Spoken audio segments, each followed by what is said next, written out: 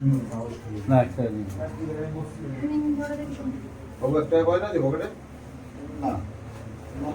দেখো বন্ধুরা, তোমাদেরকে তো আগের বিয়ের ব্লগে বলেছি যে এরপরে পুজো দেব। দেখো, মায়ের জন্য সোনার টিপ এনেছিলাম, আর পূজা শাড়ি এনেছিলাম, আর মোমবাতি এনেছিলাম। পুজো দিচ্ছি এখন, শাড়িটাই ধরে মাকে দিচ্ছি গায়ের মধ্যে দিয়ে আর কি।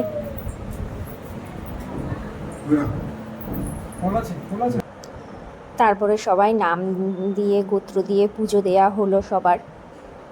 আমরা যতজন ছিলাম সবাই মিলে পুজো দিলাম।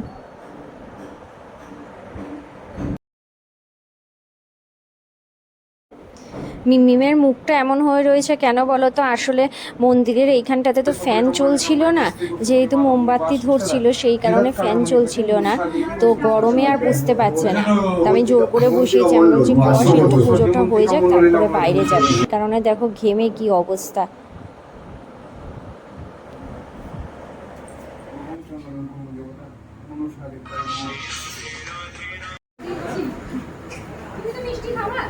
পুজো দেওয়া হয়ে গেছে, তো সবাইকে দেখো প্রসাদ দিচ্ছে। আশপাশেও অনেক লোক, তোমাদেরকে তো আগের ব্লগে দেখিয়েছি জমা হয়েছিল।